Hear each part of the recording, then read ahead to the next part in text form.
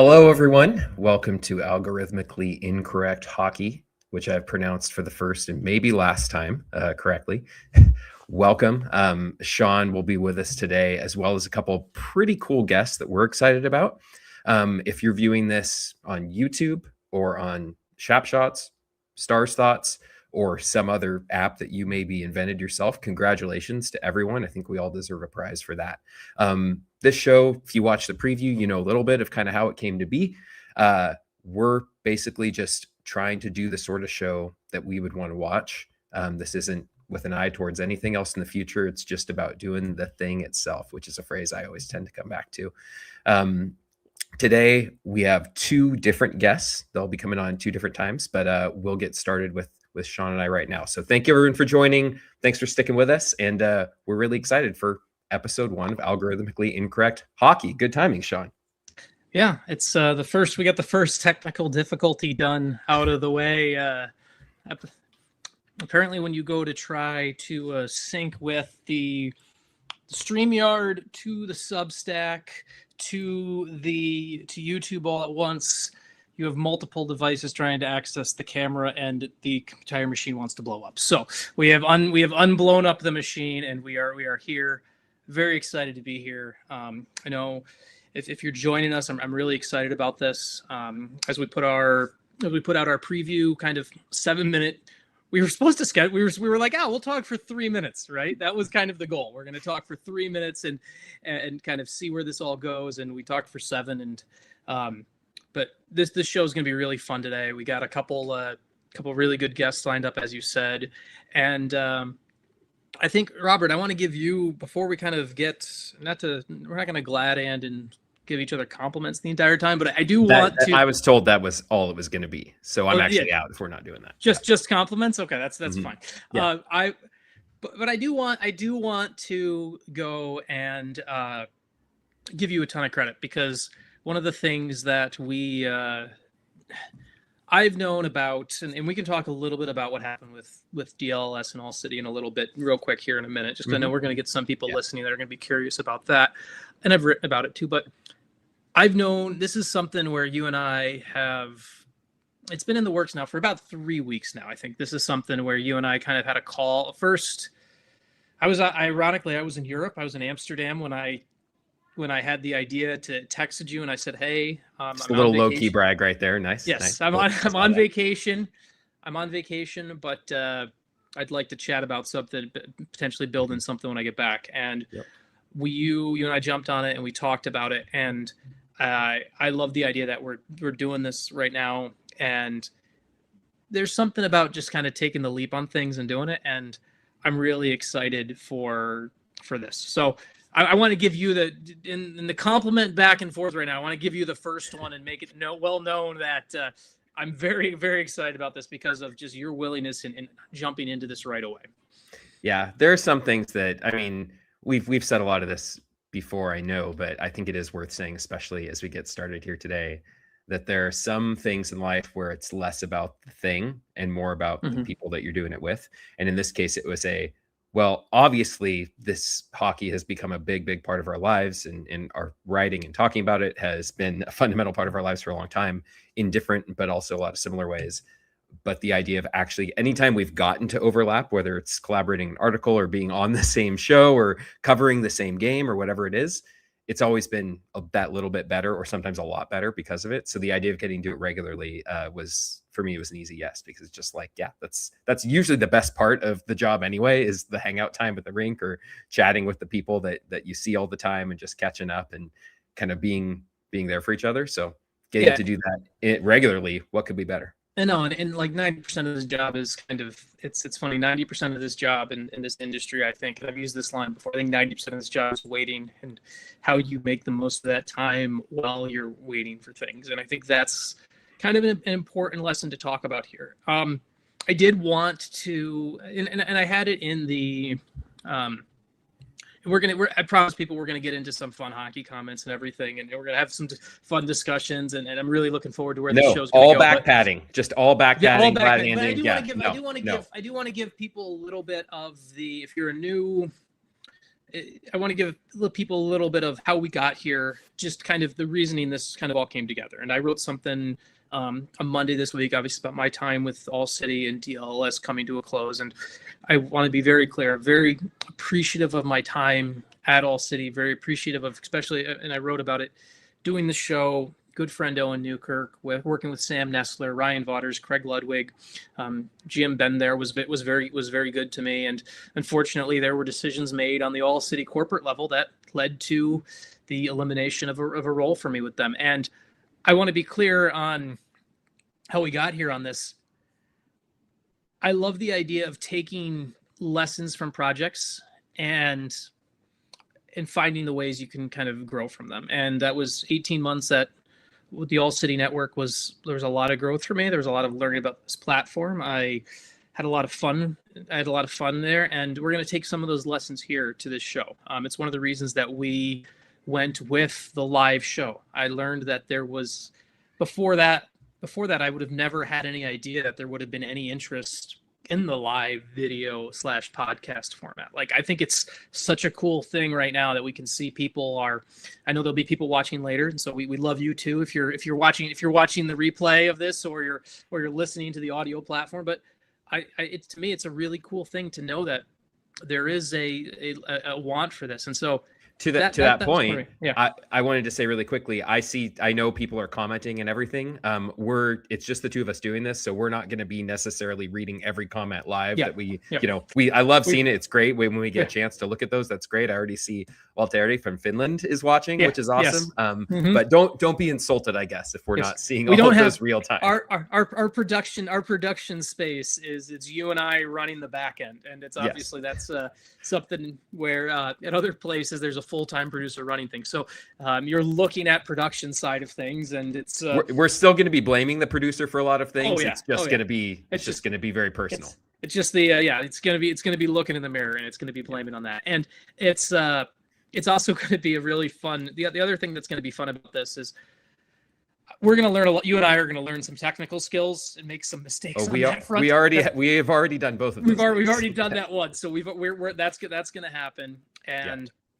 And I think that's cool. That's definitely something that is, I'm looking forward to kind of going through that. Just to kind of give people just an idea of what this is. And I think one of the other things that we mentioned in that intro video was we're building a show, not a business. Well, if you have business opportunities, we are not one to turn you down. If you are going to reach out to us and you have a sponsorship opportunity or whatever you want to say, that's fine. But this is right now. We want the feedback on how we can make the show better. Obviously, at some point we can play with fun gizmos and figure out how we can get kind of other fun production tools in. But right now it's going to be kind of bare bones. It's going to be a little bit more and more about the content. It's going to be more about the interviews, and it's going to be more about kind of just having these conversations. And I'm really excited about that. And it's also, there's Robert and I are co-producers, co-partners, co-owners, whatever you want to call on this, where $126 in debt or whatever it was for a year of StreamYard for hosting. So we are racking up the bills already. I assume someone else will take care of that. I'll send it to finance or something. Exactly. Yeah. Send it to finance. Who wants to pretend to be our HR department between the two of us? We'll definitely be needing an HR department at some point too, I'm sure. I have a lot of anonymous complaints to file. Yes. Lots. But hey, did you want to talk about the game that you went to recently? The PWHL game. Yeah, I would like to talk about that. I think that's a great way to start this, and we are going to one of the fun things for me about this show is I'm based in Detroit. Obviously, I have great connections to Dallas. Robert's based in Dallas. We will talk about those teams, and we will have connections point to this. But this is going to be a wider hockey spanning conversation, and I really wanted to kind of open up and talk things about today. First, this past Saturday, I was over at the PWHL game, Professional Women's Hockey League. They had their second takeover game in Detroit this season, fourth in the past 3 years. Not a new North American audience record, but a Detroit audience record. Almost 17,000 in the building at Little Caesars Arena. Pretty awesome. Great. And I wanted to, and on a fandom, personal fan, I've written about this before, but I think it's just so cool for me with the growth of that league to have these connection points for my kids, not just my 7-year-old daughter who has done both hockey and figure skating. It's a little more figure skating, but still likes hockey. It's have the connection points for her where she has a favorite player. She's a big Abby Rock fan who plays for Montreal. In fact, the first time I ever had to properly explain a trade to her, for all the work I've done covering trades in the NHL and anytime, never cared about that. But when the New York Sirens traded Abby Rock to the Montreal Victoire, my daughter, my 7-year-old daughter had tears in her eyes, and I had to kind of explain that. And so I think that's so cool that league has grown to the spot where there is enough give a damn about that, right? Like that there is I think when people are getting upset and happy and about hockey decisions, and it's not like I get the hey, we have to grow women's sports. But like for me, I look forward to the moment where you can watch a PWHL game and you can be critical and have the conversation about, hey, this power play entry sucks, right? Yeah. Like I want, like I think that's growth for a league. And I wanted to, I know you went to the game in Dallas this year, and you talk about obviously some great ties there. I wanted to talk about some rules in that league, because I think one of the things that we kind of get when the PWHL that comes up with the PWHL and everyone talks about is there's a couple of rules there's 3 rules that come into mind that are different, that you wonder, would they help the NHL? One that probably honestly wouldn't work in the NHL just because of the nature of the geography and the size of the teams is there is the pick your opponent element of the top 2 teams in the playoff get to pick their playoff opponent, and that's pretty cool. But then, I was thinking about that yesterday because I don't know if anyone follows the World Cup qualification stuff that's going on right now. Oh, Italy! But the whole deal with Italy and Bosnia and Herzegovina is that Italy was apparently caught on camera rooting to face Bosnia and Herzegovina when they were playing against, I think, Wales or whatever a few days ago. And so you have that exact dynamic where a team basically said, we want to face this team because we think we can totally wax them. Then they got that team and they get knocked out by them. Which is just a soul crushing thing, but a great narrative. And it's, as storytellers and writers, you that's as good as it gets basically. So imagine if we had that in hockey. I know I'm interrupting you, but it's cool that's playing out in a really big stage right now too. And we can see how good it is. There's gonna be a lot of interruption and interjection on this show. Just call it what it is, and that's completely fine. I'm apologizing. I'm not going to reform. We can just blame the producer for this. That guy doesn't know what he's doing. Exactly. And then the other 2 things, and this was I wrote about this, and I think it's just an interesting but say why it wouldn't work in the NHL for really quick. Oh, just from it might actually work within a conference standpoint, and I think that's a fair conversation. Like it might work within a conference standpoint. The PWHL, obviously, with just being an 8-team league, you kind of have that. It's with the size and the geography, even though it is now coast to coast, you're going to have that type of travel for the playoffs no matter what. One of the things about the NHL playoffs and why we don't go 1 through 16 is because we need you need the geography to make sense, right? You can't have a Vancouver, Florida first round playoff series. Like that just doesn't make feasible sense. That's why the conference system has to exist for the NHL format. But I do think, even though you could feasibly have, correct, theoretically like a Dallas Edmonton or something like that. I mean, that could be a first round series if Edmonton were the wild card and Dallas were the first seed. But the West and the East are very different. Exactly. But so I think you could have something in the West for that. And I think honestly that might not be. Go ahead. Is TV a part of that too? Because I think so. With the national contracts, they want to get those kind of set in terms of like which team and matchups they're choosing. I don't know. I'm thinking out loud here, but I'm wondering if like the fact that they would have to wait until the entire season ends and you actually have the like cool lottery thing or whatever you want to call it, where teams get to pick which team they face in the first round. Yeah, you'd have to wait until then to actually set up any of the TV stuff. I know TV is such a big part of how the league operates. And it makes a lot of decisions. I'm wondering, do you think that's a factor? Yeah, I mean, you got to follow the money on a ton of things with TV, right? Like there's the whole ESPN in the United States, right? Like ESPN and Turner basically get the whoever has the Stanley Cup that year kind of gets first priority of first round matchups. And that's why you look at those prime time. How often do we see the New York Rangers? If obviously they're not in the playoffs this year, they're not that good, but how often do we see, if there's a noon, if I tell you there's a noon playoff game on a Sunday and it's the first round, it's probably going to feature the New York Rangers or the Boston Bruins, right? Like that's just the reality. We all kind of can read with the tea leaves on what the TV ratings want for this. Yeah. It's the same reason that actually Buffalo being back in the playoffs will be really good for TV, even though Buffalo's not a large market as far as the population size compared to other places. But Buffalo, when you look at local TV ratings, always up there in the NHL every year. It's Buffalo, Boston, Philly are always really extremely high up there when it comes to local TV ratings. And so obviously New York as well. It's the biggest market in the league. So those are always big for it. And that's part of this, where markets, TV networks are trying to make their money, and they give a ton of money to the league for this. The other thing just about the PWHL, the rules that impact directly on the ice. And the first one is kind of, I think, the ideal counter to, I'm not a big slam the table for the 3-2-1 point system, but if the 3-2-1 point system can fix one of my biggest pet peeves with hockey, I'm thrilled. It is we've all watched the game. It's 5 minutes left.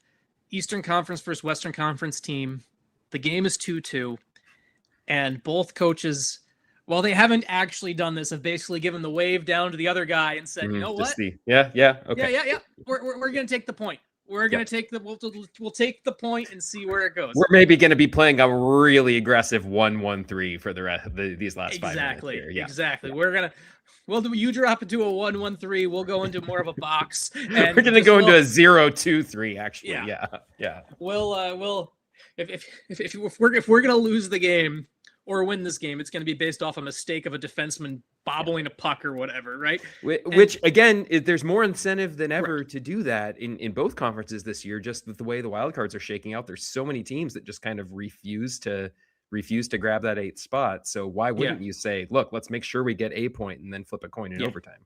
Yeah, and so the PWHL uses the 3-2-1 format, which I think actually we've seen.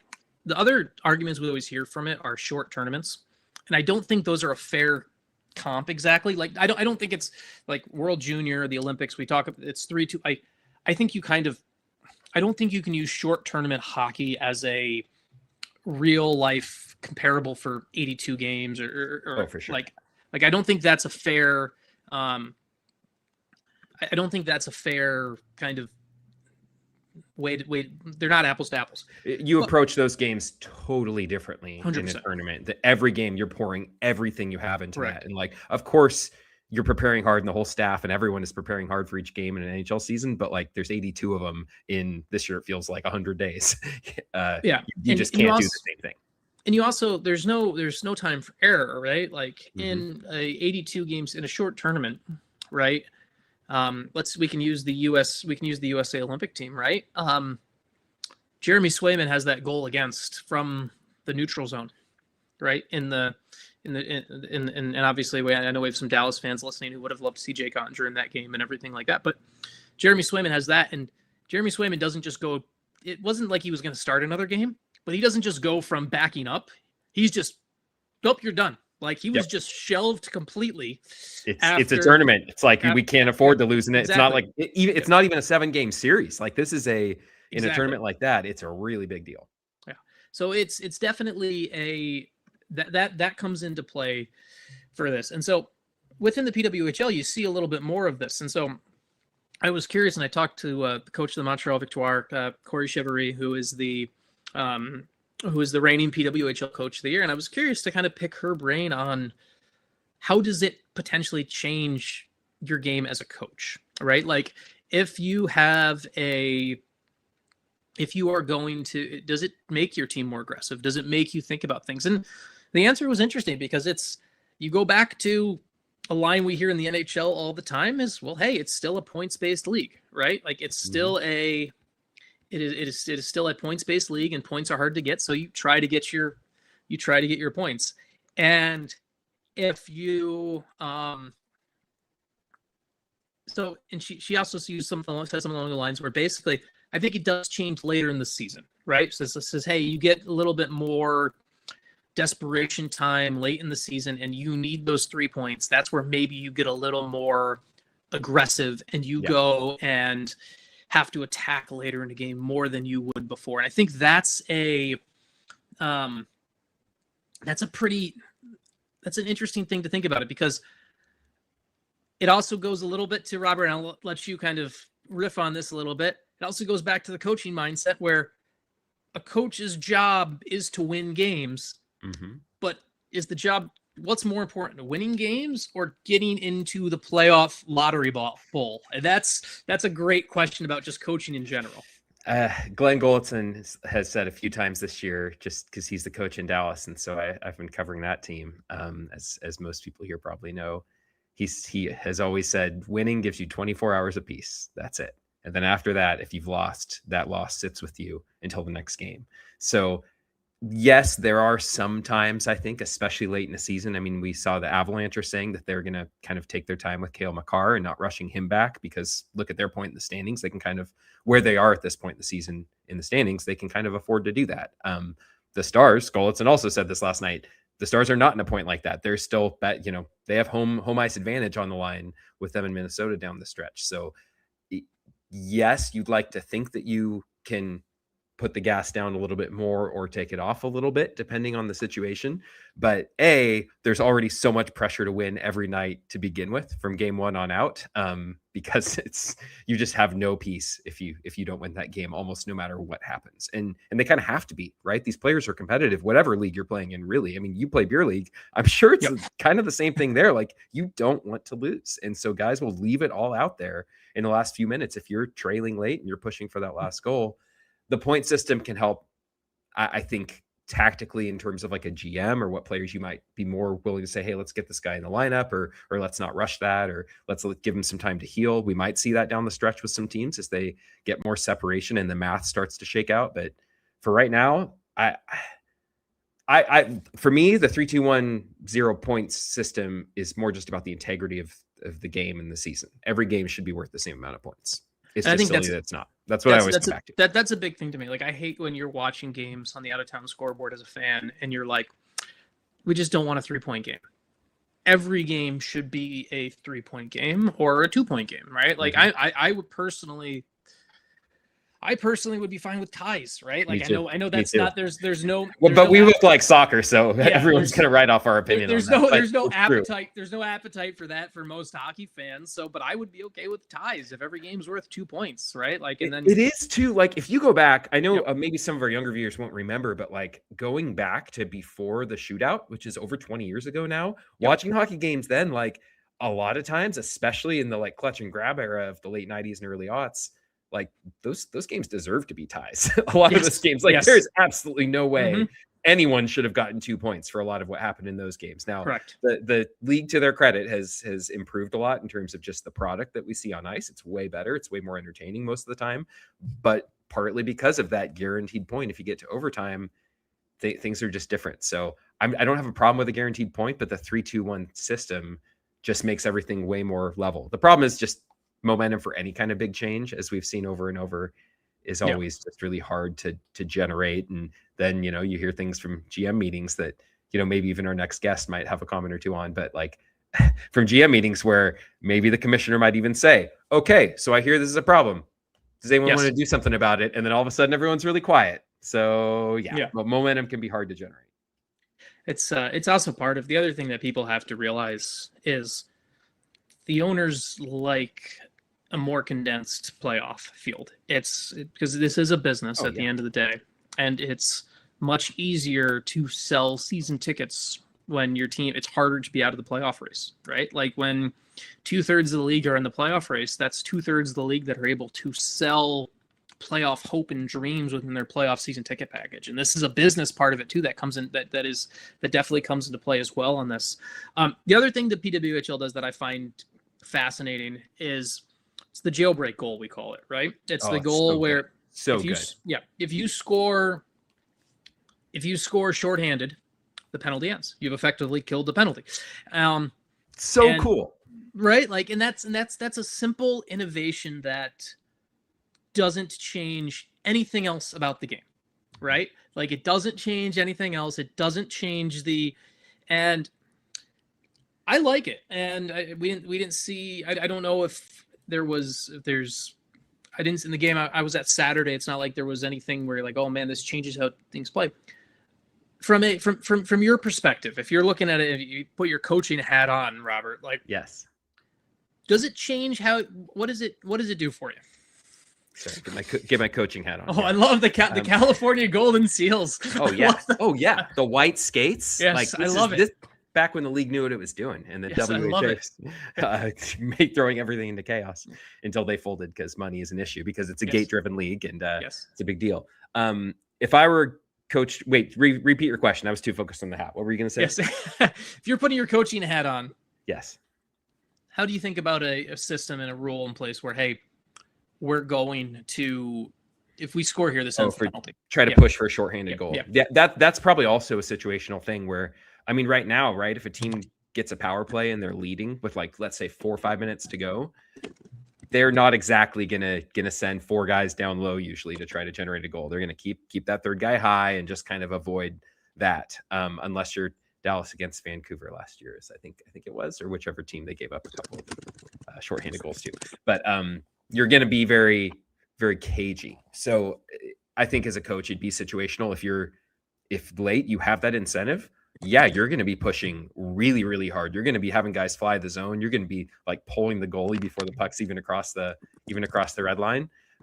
It's only going to be more exciting. And isn't that the whole point of sports? Like, we're supposed to make them exciting without making them, we don't want to cheapen the product. We don't want to make them kind of rinky dinky, but yeah, it should be exciting. And the jailbait, to me, again, it comes back to what's the integrity of the game. And that's my problem with shootout, and even the 3-on-3 to a certain extent, is your teams that get a 5-1 regulation win get rewarded the same as a team that gets a 3-2 shootout win or whatever. And it just doesn't seem right to me. I think you actually have to talk like high-minded, principled, like sort of debate type things in that regard.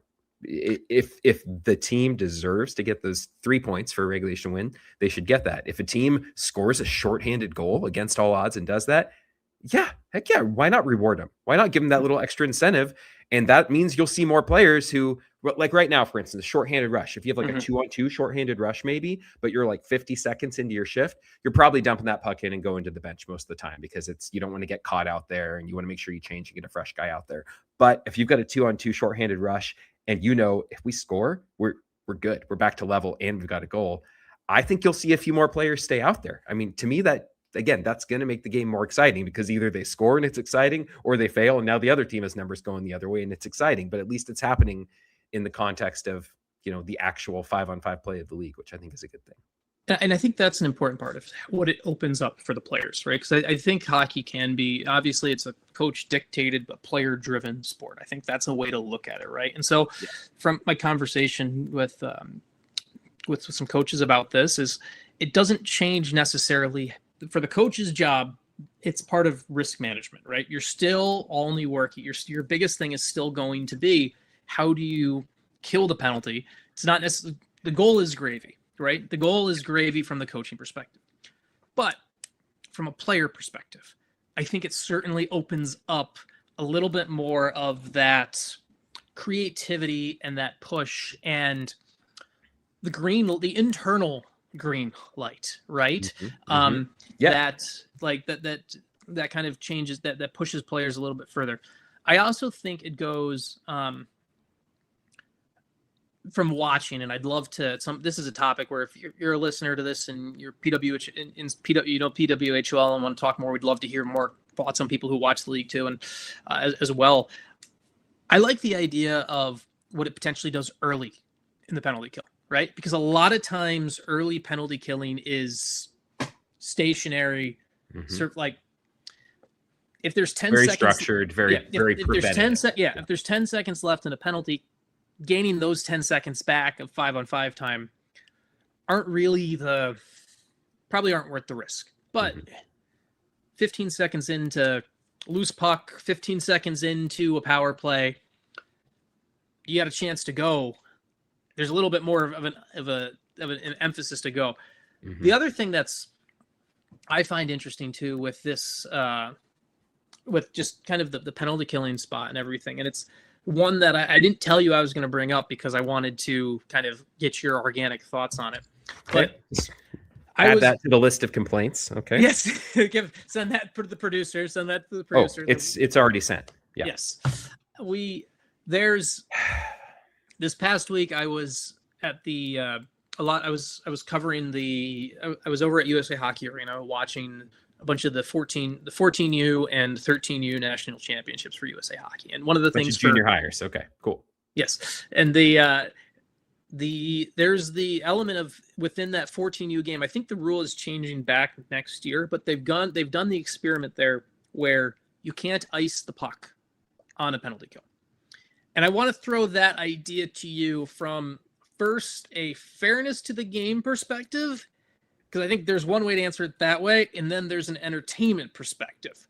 Yeah. And so there's two different thoughts on that. I want to throw that one into your wheelhouse and hear your thoughts here. Okay, here's where I'm going to use a baseball analogy, just so we don't always reference soccer.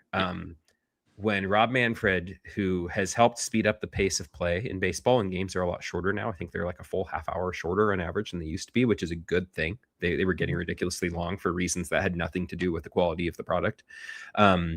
One of the things he did that I think was misguided was get rid of the intentional walk. And this connects, I promise. The intentional walk in baseball usually happen, not always, but a lot of time happen because the other team has one of their best hitters up and an open spot on first base. And they'd rather say, you know what, we'll just put you on first and face the next guy. He's not going to be as good. So especially when the home team is up, what would happen? As soon as the catcher puts up 4 and starts to step out to do 1, 2, 3, 4 to catch each ball to walk the player, everyone starts booing. Everyone's angry. It's, oh, you're chicken. You're not facing our best guy. Yep. We wanted to see our slugger get a chance to have this big dramatic moment. It was still an intentional walk. No one's arguing to say intentional walks are like the most dramatic thing ever. But that was an organic moment. And there was something about that for me as a fan, like whether at the ballpark or even just watching on TV, the rhythm of 1, 2, the booings ramping up and everything. There was something about that cadence that was really good. And really just the experience of watching it to me was perfectly in line with like kind of the romance of baseball and everything like that I think is kind of integral to what makes baseball good. In the same way, I think the puck going down the ice, whether it's for an empty net attempt or even on an icing, but especially on an uncalled icing on a power play, there's something about that. Similarly, if the home team is on the kill and they clear a puck as it slides down the ice, especially if it's like a really big kill, everyone boom cheers and rises. The crowd like goes. And the other team has to regroup, skate back and get it. I get the idea of why should they be rewarded? Why should they get an exemption from a rule because they've committed a penalty? Like that makes no sense to give them a reward for committing a penalty. But in the experience of watching it, an icing is way less pleasant to me than everyone cheering the puck going down. You have to, or groaning, right? If it's the home team on the power play, then everyone groans when it gets cleared or boos. And that's also really fun. They have to regroup and make another entry. I mean, to me, the puck going down whether it's players skating with the puck or just the puck sliding down the ice, there's something about that is so unique that hockey has a complete monopoly on. And the more of that we have in the game, I think the better it is to watch, the better product it is. And the last thing we should be doing is stop that. Okay, that happened. Boom, whistle, stop. Yeah. Do this, do a little, this brought to you by whatever, and then get back to a face-off. That's way less good, way less entertaining to me. That's where it also would, one thing it would add though is, and would solve the problem is we would have 32 fan bases no longer complaining about their power play entry because power play entries would never happen. I mean, it still happened from time to time, but there wouldn't be the full ice power play entry, the double swing, that's true. And it would be an interesting element to it. And you'd get way more, you know what you'd get way more face-off specialists too on power plays. You'd have like Radek Foxes or whoever, or R2 Urus coming out on face-offs to take the power play and then get off, the old Luke Glendening thing where you take the face off and then get off the ice. The old lacrosse Fogo face off get off. Face off get off. That's a big one. Yeah.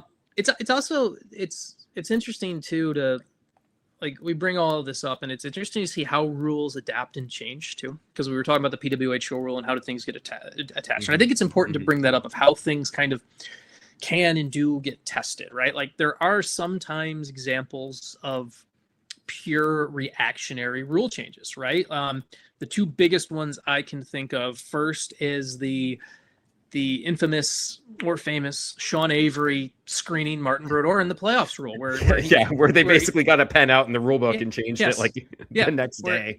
Where there was literally just turned around and face guarded the goalie, and then that immediately turned into an NHL rule, I believe, before the next game of the series. And there's that one, and then the sort of I know it when I see it of things that violate the integrity of the game. Yes, exactly. And then there's the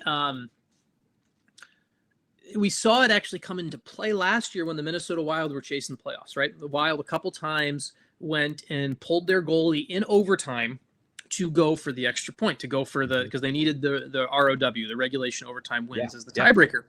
But if they let up the goal into the empty net, and I believe it was happened in one of the games that they did, you sack the point. Yeah, you sack the loser point. And one of the fun things I don't think people realize, and it's going to connect to a later topic we're going to go deeper in on too, is we can thank or blame John Tortorella for this. I don't know how many people are aware of the Tortorella rule is the reason you can't pull your goalie. Well, you can pull your goalie. Why you can't pull your goalie in overtime without getting the extra point. And it goes back to the 1995 American Hockey League season. John Tortorella is coaching the Rochester Americans at 6 or 7, I think it's 7 or 8 games into his coaching career, and realized, hey, we already got a point for reaching overtime. We're going to keep it no matter what. We've banked that point. And he pulled the goalie in overtime, and there was an immediate reaction from an AHL and NHL level. And this was still ties. There was no shootouts at this point, right? Like there was no shootouts. And so there was an immediate reaction of, oh, we need to find a way to stop that creativity in some shape or form. That feels like he's getting away with something. Yes. Somehow that just feels wrong. We've got to do something about it. Yes. And so that was that's how rules. And so the same thing goes with, we talk about this PWHL stuff. I think there's these things that, well, the NHL does not. Do they have the trapezoid in the PWHL? They do. Yes. I believe so. Yes. Like it's, I still 100% believe if they hadn't instituted that and they'd let the other changes take care of the trap and everything that was killing the game, that coaches would have solved that in a way more interesting way. Players, like tactics and everything, you would have been trying to draw goalies out of their net to play pucks more. It would have been way better than just this arbitrary, oh yeah, you can play back. Since anyway, 80% of the pucks, they still stop behind the net anyway. So it's not even the right spot to rope off, but whatever. Sorry, that's my diatribe. I think there would be more mistakes too, right? Yeah. Like I think goalies there would be more gaffes, and there would be, because we've and this is another soapbox goalie thing for me, right? Like we've got we should embarrass goalies as much as possible. I agree. Yeah. We've got an entire generation of goalies that are skilled puck handlers, better than ever before, but the decision-making process is not nearly as tested because of what's happening. And so I think there would be some more shenanigans that happened if all of this, and so that's like, so there's that. And then there's the connection to, I wanted to bring up the connection. We talked about the AHL as like kind of the testing ground for rules grounds. Yeah. I remember the AHL being the testing ground because I covered that American Hockey League season and down in Texas with the down at the Cedar Park Center, or now they're known as the HEB Center, was where you had the 7 minutes. And I actually thought this rule was great. The AHL tested a rule where it was 7 minutes of overtime, and it was 4-on-4 for the first 3.5 minutes. First whistle after 3.5 went to 3-on-3. And I'm not necessarily like, for me, I love that rule. Like for me, just from building this to building more of a regular looks like the game itself in the standings. I would love that rule in today's shape and form with a 10-minute extend, like not an additional 10 minutes, extended 10 minutes. Like I would love hey, we go 4-on-4 for 5 minutes. First whistle after 5 minutes, it goes 3-on-3, and then 10 minutes. If no one scores in 10 minutes, it's a tie, right? Like that's no one gets. And I like the fact that it's first whistle. They don't arbitrarily stop it. They kind of let things play out and then do it, which, we've talked about like extending overtime and stuff too, if there's a power play and stuff like that. To me, that principle should be in place on some level, just because that makes way more sense, right? To like, well, finish this play, then when it stops organically, then we'll change the numbers. I've even thought sometimes, like, because play will be 4-on-3 if you get a power play in overtime, right? And then the guy comes out, it's 4-on-4 until you get a whistle. Personally, I'm at the point where as soon as the guy comes out, if it's not a scoring chance or not in the offensive zone, I think there should even be a whistle right then, and boom, change it back to 3-on-3 with a face-off in that zone or something like that. Like really pushing the game towards things organically instead of letting it kind of atrophy and regress to the less exciting modes, I guess. If we are going to go to a shootout, if you take a penalty in overtime, you should not be available to actually shoot. You should remain in the box. You should have to. IIHF rules, you should have to sit in the box and watch the whole thing. Watch the whole thing in the box of shame. Yeah. So yes, again, it's all about embarrassment. We want to be shame and triumph are kind of what all of the best sports moments are kind of built around. So, why are we protecting all these people's egos? The same thing, like all the votes, the PWHL or PHWA finally, started disclosing all the riders' votes and everything. GM should be disclosing their votes for Vezina voting, right? Let's get everyone out there just being really upfront about, hey, this player messed up. They screwed up. They're in the box. They have to watch the whole thing. Naughty mustn't do, and then come back after your team lost the shootout. I mean, it's not just a skate of shame. It's you're skating back through a maze of players coming out to celebrate as you get out of the box. That'd be even better. Yeah. I just had my first started talking while I muted myself, so put that in the swear jar. Yep.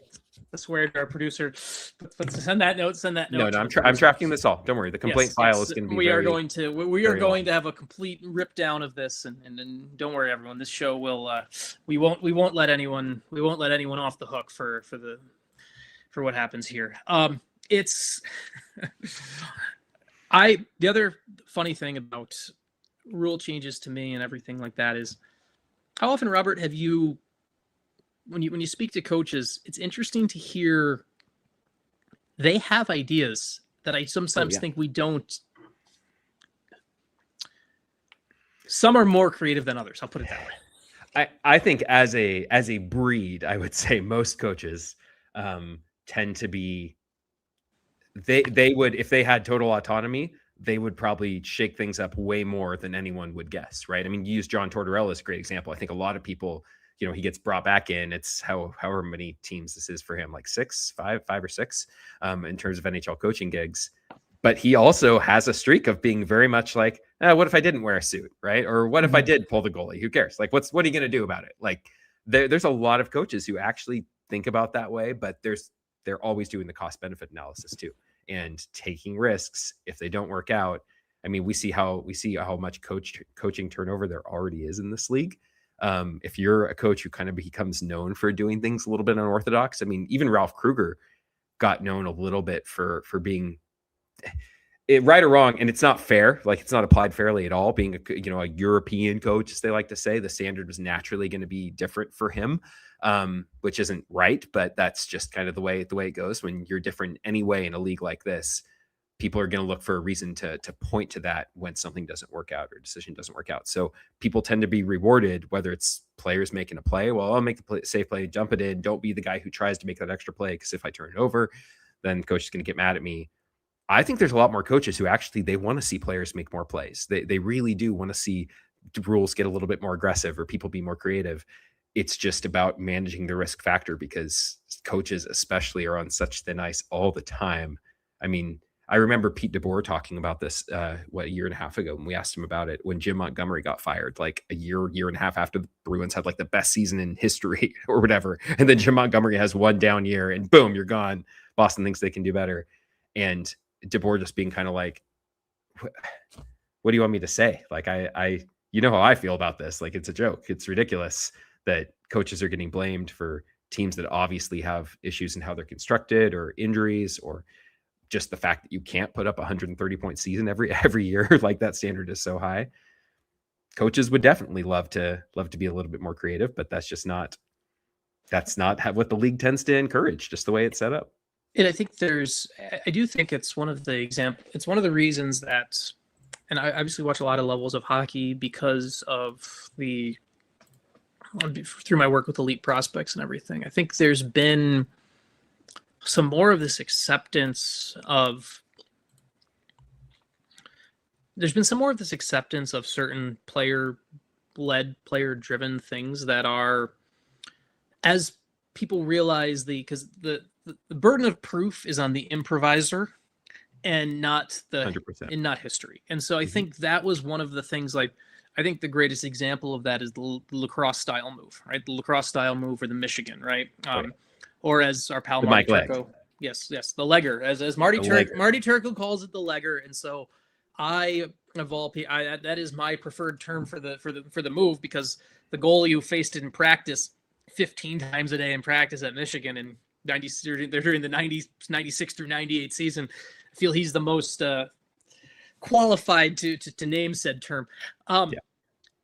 It's become a part of the game where kids are so skilled when they come up, and so many guys can do it, right? Like, I remember a couple years back, we're watching a Red Wings practice, a guy who now plays for Detroit who now plays for Dallas, and Adam Ernie.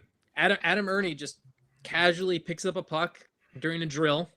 Adam Ernie's never on the power play in the NHL. Obviously, Adam is a great story this year, but just casually pulls off a lacrosse style move at practice and whips it inside the thing. And I think that kind of that acceptance and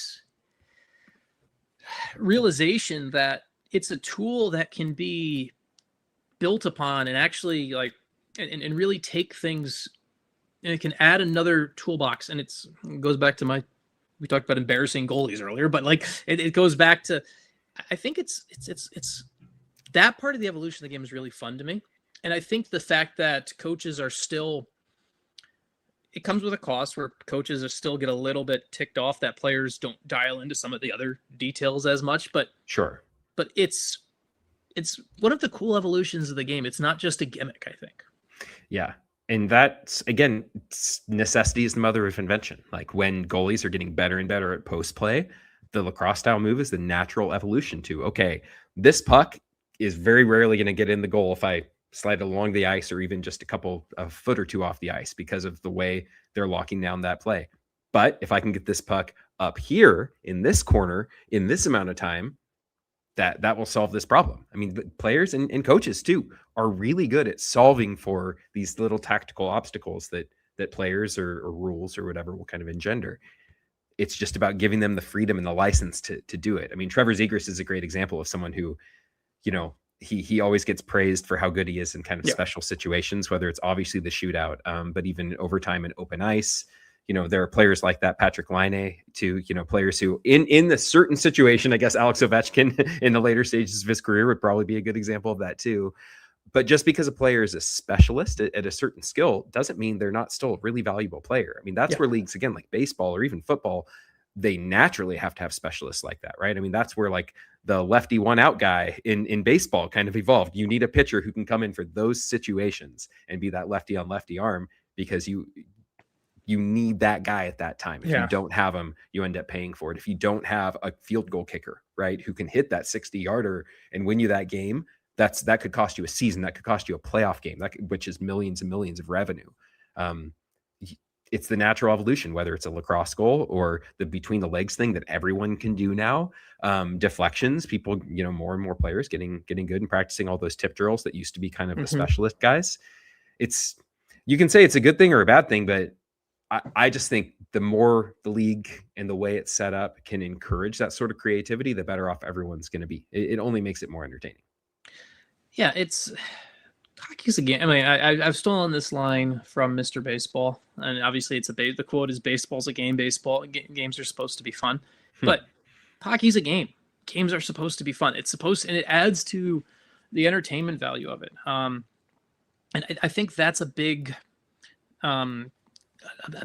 point here for where we're going with this. And I think that's one of the reasons that we've talked a lot on this show about kind of things you and I want to talk about and the way we see the game and everything. And I think that's one of the cool things for me about looking at this show, looking at this opportunity where we can have those conversations about spaces, and we can have those conversations about things that we think might work and might not work within the sport, right? Like, I think there's a really cool thing to that. And I'm still like, look, what do you think is really going to bring that change? Like, really, what do you think? Because we're seeing it. There is change. I don't want to say there's not change. Like, the league has been tweaking and taking those steps, right? But what for you would bring that next wave of like 04, 05 or 05, I guess it was, changes after the lockout? What needs to happen for that next wave of kind of real creativity to be unleashed? Is it just players? Is it coaches? Is it development? Is it where they're coming from? Is it the rules? Is it the league? Is it who's running it? Is it Colin Campbell? Like, what is it that's either holding that up or absent that will make that happen? Well, I think on one hand it's partially happening right now. Yeah, I think a little bit to an extent. I don't think it's full blown, but like we've got, league save percentage is the lowest it's been since 1993. I think it is. But that's also partly from cooking the books a little bit too. Yeah, but there's I do think there's an element of players having a little bit more autonomy to kind of push the envelope on things in general. And they can pass up a grade B to try to create a grade A now in ways they weren't really allowed to before. And I think that's part of it. I think there's also an element of, I think when the league realizes the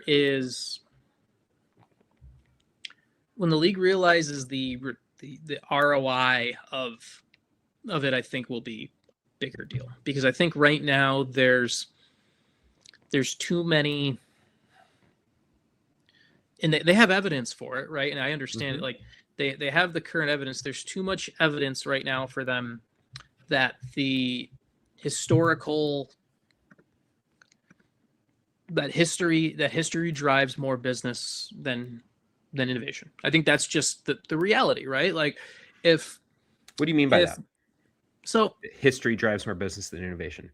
What do you mean by that? It's the whole, like, we get the original six, right? Like, and I think the original six it's a great, like the narrative of the story and all it's this. It's the great narrative in the story, but like you go and ask a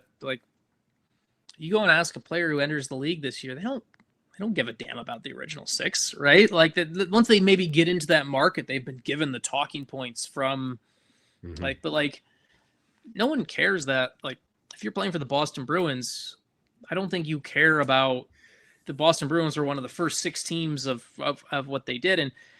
But there's evidence of those markets are the longest standing, have the most in-depth fan base, just pure size typically and money. And so there's the evidence there that goes and pushes that narrative for them on the back end. And so I think there's the history of that. And then there's also the history of, I think the sport there is so much romanticism about the playoffs that is wonderful. And I think there's also part of the romanticism about the playoffs that can sometimes push back a little bit too much, right? Like, while you mean like devaluing the regular season as a result? Devaluing the regular season, and then when you talk about when you're kind of when you've got the,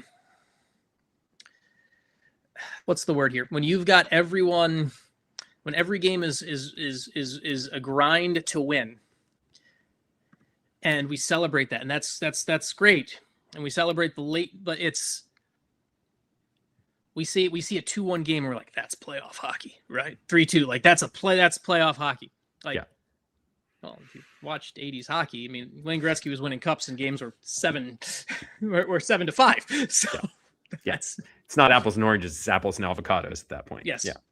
Apples and avocados. That's a great line there. I mean, look, you talk to any player, they'll tell you they feel the season's too long. Okay. Obviously the league's going in a different direction, but yeah.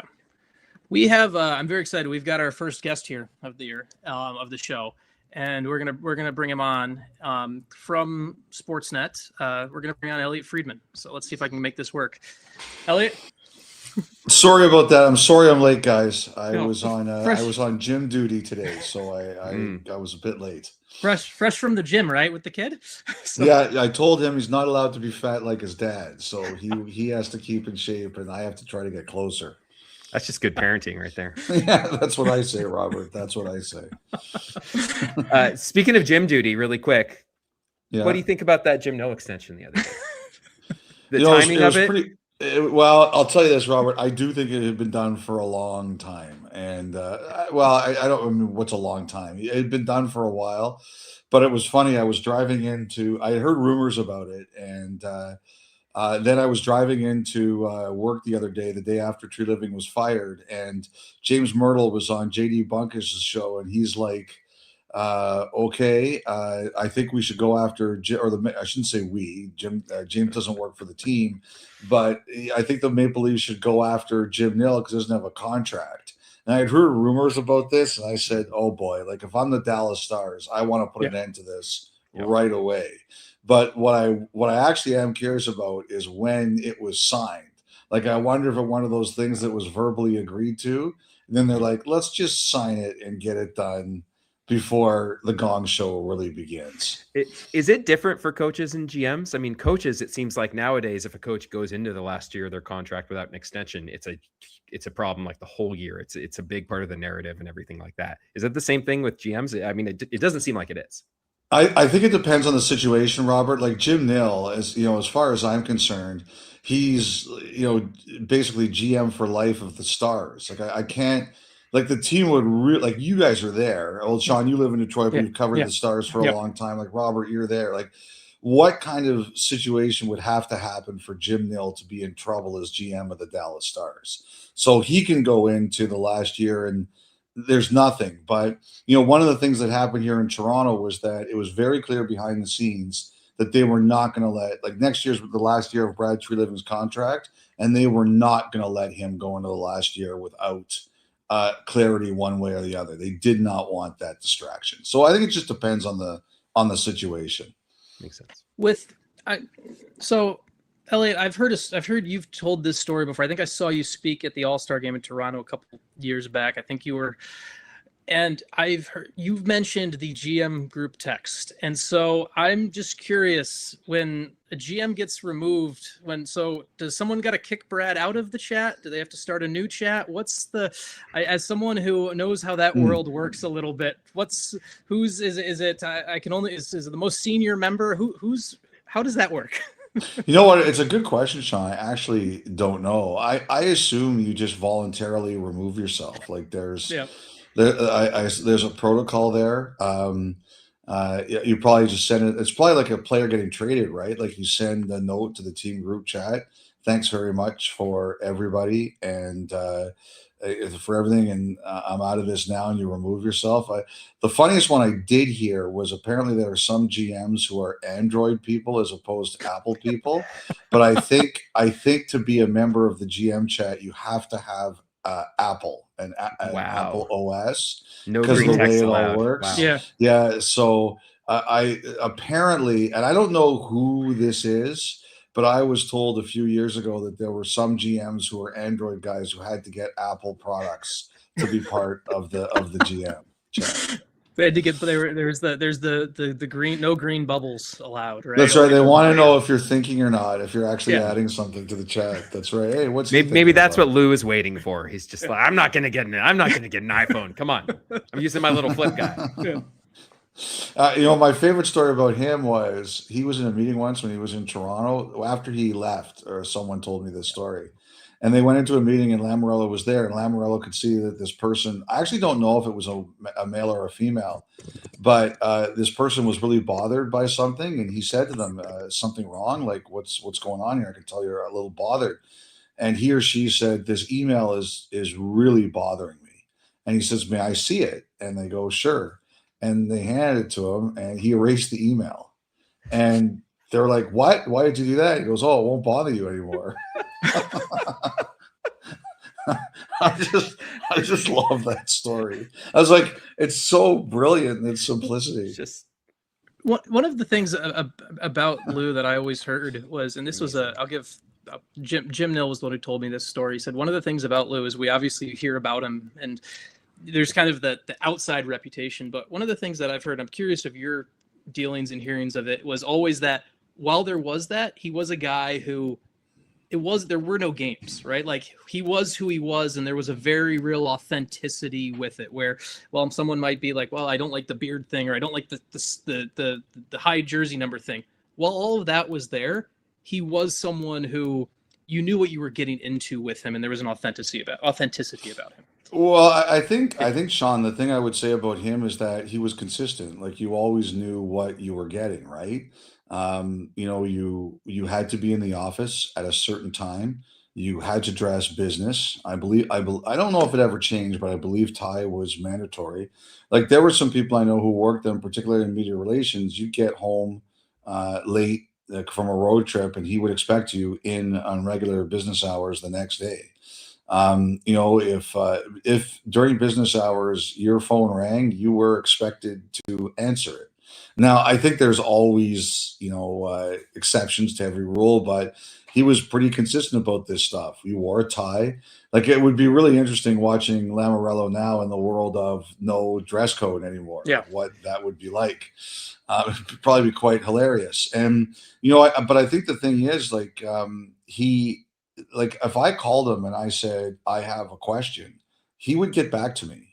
And he might not answer the question. Like there would be times he would say, "Why would you even ask me that?" But it was always, I just understood the way he was. And, I think he believed in a certain ethos and a certain code, and he was never bending that for any particular reason. And, I know, I remember Scott Gomez when he left the Devils. I remember seeing him in Montreal. I did an afternoon game between the Canadiens and the Devils, and Gomez came all the way around to see Lamoriello, and they greeted each other warmly. There were certainly some people he battled with, and there were people who thought that, not always team and nobody gets endorsements, and especially in this day and age, I don't know if that would fly anymore.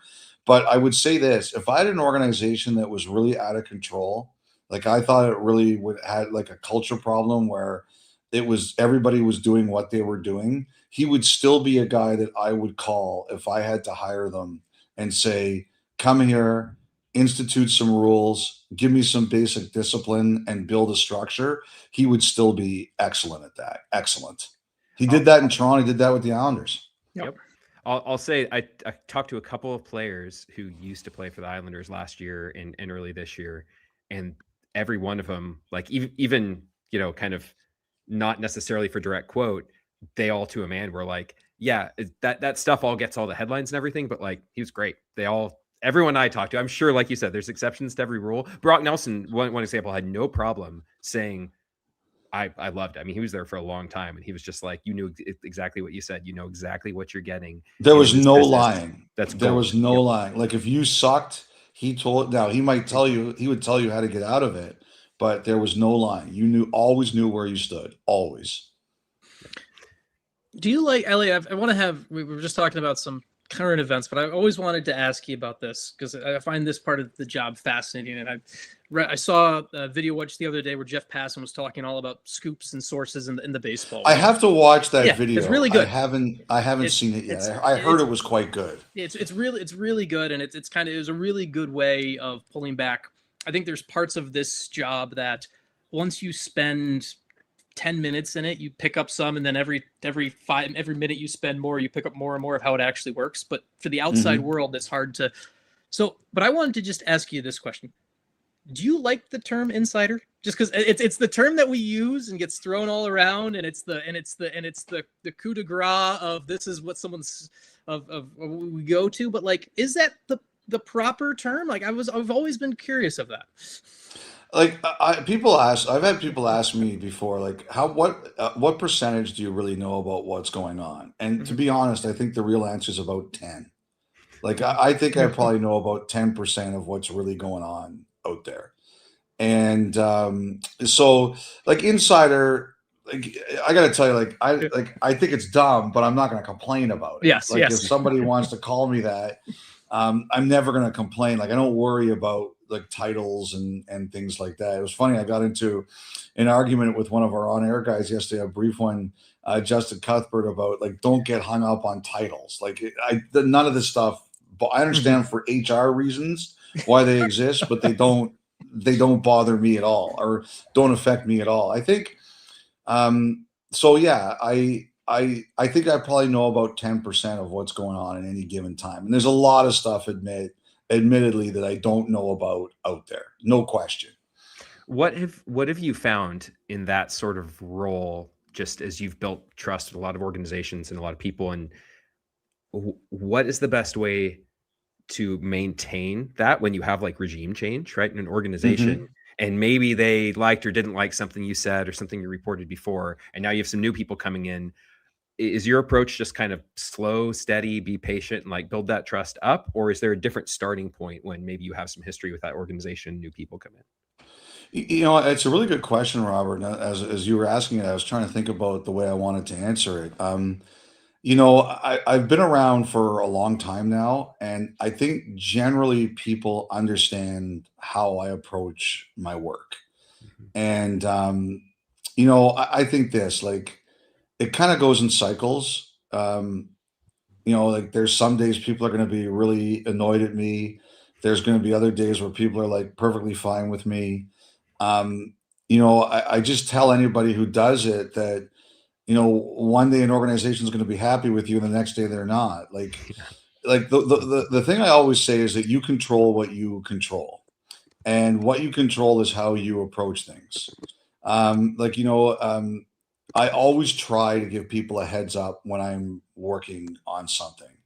Like, you know, for example, like the other day when I was working on the fact that Jim Nill's extension was done, I called, you guys know Joe Calvillo from the Stars. I think he's one of the real great people in the league to deal with. I don't know if he was playing with his corgis or whatever he was doing, but I called him on. Yeah. I called him on Friday morning, and I wanted to give him a heads up, and I couldn't reach him. But like, you know, when the tweet went out, I got a text from him. He said, "Look, like I was tied up. I was like, no big deal, but you know, I tried to reach him. I always, you know, Got it. some days on trade deadline, you can't always do it. And Sure. some days on the July 1st, you can't always do it. But I always try to tell people, look, guys, I'm working on this. And is there anything you want to say to me? I think people appreciate that. The other thing too is like, and I know I'm good at this because I've had people get mad at me about it before.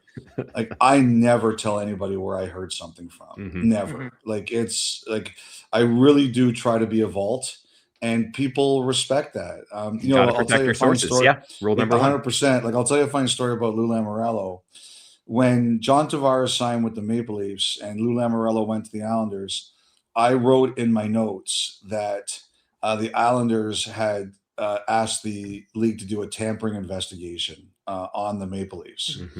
And like literally the piece had been up for about, it was part of my 32 Thoughts blog, and literally it had been up for about 10-15 minutes and my phone rang with his number. I was like, this can't be good. Like when you know he calls you and you haven't called him, like you're like, what did I do now? Yeah. And he said to me, you know, you wrote something. He was very professional. Like I knew I was in trouble from the tone, but he was extremely professional. And he said, you wrote something in your article today that I have an issue with because it's not true. You wrote that we pursued a tampering investigation against the Toronto Maple Leafs when they signed John Tavares, and that is not true. And I was like, okay. And I said, can you give me a couple minutes just to make a phone call? And he said, you will get back to me quickly, right?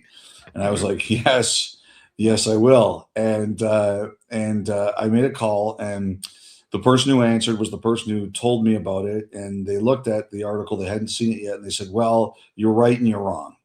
And I said, okay, what happened? And he said, the Maple Leafs were investigated for tampering, but the Islanders didn't ask. The NHL just did it on their own. And so they were investigated, but I didn't have it 100% right? So I sent, I called the editor, I had it fixed, and it was changed literally about 15 minutes after, even less after he called me, it was changed. I sent him a text. Actually, I called him and I said, look, I just want to let you know, this is what I found out and I've changed it. He goes, the article will be changed. And I said, yes, I believe it's changed already. And then he said to me, can I ask you one more question? I was like, sure. He goes, who told you this? And when Lou Lamoriello's like, who told you? This is a test. Yeah. And I said, I won't say it. He goes, I can't tell you. He says, who told you? And I have a standard line, guys, I give. And I say, look, if you ever tell me something in confidence, how would you feel if I squealed the moment somebody got a little bit mad at me? And it always works. People always say, that's a good one. That's a good one. Not him. He paused and he said, I would never tell you anything that I wouldn't want on the record. And I was like, you got me there, but I'm still not telling you. And I could tell he kind of laughed and he actually did respect the answer. But he wanted to know, you can't, Robert, honestly, I think that's one of the biggest things is, and I think the other thing too is at the end of the day, whether or not you get along with someone you don't, and I have both, and I try to keep the ones I don't get along with secret. I don't want anyone saying you can tell you're Elliotte biased hates or that guy. Biased. But you just want to, it's about relationships in the sense that even if I'm mad at someone, I would try to treat them as I expect they would treat me. Mm-hmm. Last one, Elliotte, just because I want to close. I really appreciate your time and I appreciate the effort for you and your son to hit the gym and then join us right away. No, it's all good. It's all good. I got a bit more time if you guys got more. So that's fine. We got last one for me. And I want to say, first off, thank you for coming on because I texted my pleasure. Good luck, boys. I texted you Sunday night about this. I'm sure there's been people, I've seen the screen grab of you having just messaged somebody about what a trade was about to be. And you've been always I've been now in this field for a little bit over 10 years. You've always been I've been covering the NHL closely for a little bit over 10 years. You've always been super kind to me.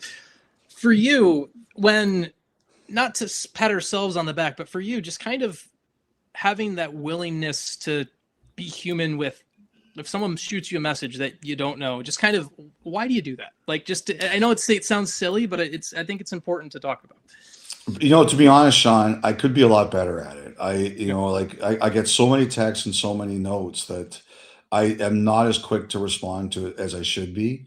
I'll tell you this. I had one guy tell me that if he sends Adam Silver a message, he'll get a response back reasonably quickly. And he says, you're slower than Adam Silver. Do you think that's acceptable? And I go, yeah, that's not good. I could always the one thing I think that I do try, I always say, I'm not a perfect person. I got my same flaws as everybody else, but I try to be nice. I think, Sean, first of all, I was starting out at one point and I remember how intimidating it was. And there were a lot of other reporters who were really good to me when I was starting out. And it's kind of paying it back. Okay, some people were really good to me when I first started out, and I'm going to be good to people when they're first starting out. And, the other thing too, is particularly if you're in the field, I remember the first time I ever went into a clubhouse in baseball or a dressing room, it is terrifying. And sometimes if you just have someone who smiles at you and says hi, it just makes you feel a lot better. So I do try that. I'm not perfect, like I said, but I do try to treat people properly. And I remember what it was like when I started out. And if I can be nice to someone when they're starting out, kindness doesn't cost anything, right? I remember I once saw a guy, he was getting an award from Toronto City Council, and he had a line I never forgot. I was covering something there, and he happened to be there. He goes, I think it's more expensive to be an asshole. He said this in front of Toronto City Council. And I was like, you know what? I kind of understand where you're coming from. I get it. Well, I'll just say, like Sean said, I've had a very similar experience since being in this industry, Elliotte, and so I just appreciate you taking the time coming on today and you kind of trying your best to set that tone. I'm sure we all could always be a little bit better every day, but for my money, it's really important to have people like you. And I had a friend watching the show at home who just shot me a text. He said Yzerman strikes him as an Android guy. So that's nobody's probably ever seen Yzerman's phone. So I don't know. It's got one of those black phones. Yeah, that's right. Yep. His phone's probably more secure than the president's. Yes. Well, Elliotte, thank you so much for being guest one. I really appreciate it. It's a pleasure, guys. Good luck. And thank you, and good luck with the gym, and good luck with the holidays this week. So I appreciate it. All right, you too, Sean. Happy Passover. Take care, guys. You too. Happy Passover. Yeah.